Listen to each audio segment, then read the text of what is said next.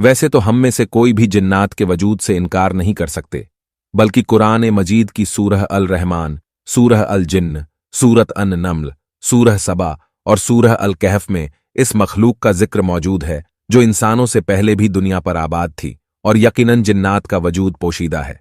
यानी अल्लाह पाक ने जिन्नात को इंसान की पैदाइश से पहले पर्दा दे दिया था, लेकिन हम में से फिर भी किसी न किसी का जिन्नात से किसी के जरिए या डायरेक्ट पाला पड़ा है और मानने वाले इन बातों पर यकीन भी रखते हैं।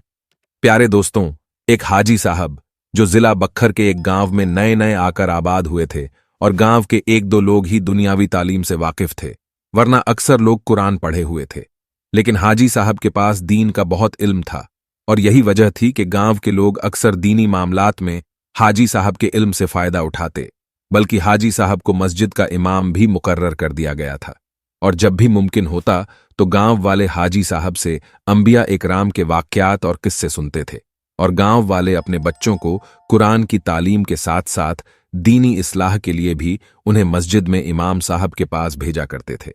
गांव के बीचों बीच एक पुराना दरख्त था जिसके आसपास सब्जा और हरियाली थी, जहां गांव के मर्द हजरात अपने माल मवेशी यहां छोड़कर इस पुराने दरख्त के पास बैठ जाया करते थे। इमाम साहब भी बकरियां चराते वहां जाते और दीन की बातें करते।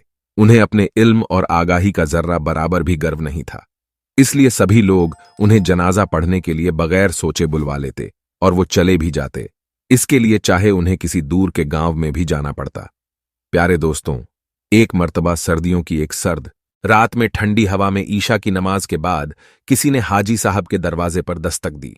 दरवाजा हाजी साहब ने खोला तो सामने 3 सफेद दाढ़ी और नूरानी चेहरे वाले आदमी खड़े थे। दरवाजा खुलते ही एक ने निहायत अदब से सलाम किया और पूछा कि क्या यही हाजी कुदरतुल्लाह साहब का घर है। इमाम साहब ने जवाब दिया, जी हां, मैं ही हूं। अब इन 3 सफेद दाढ़ी और नूरानी चेहरे वाले आदमियों में से एक ने इमाम साहब से कहा कि इमाम साहब, मेरे भाई का इंतकाल हो गया है और मैं आपसे उनकी नमाजे जनाजा पढ़वाने की दरख्वास्त करने आया हूं।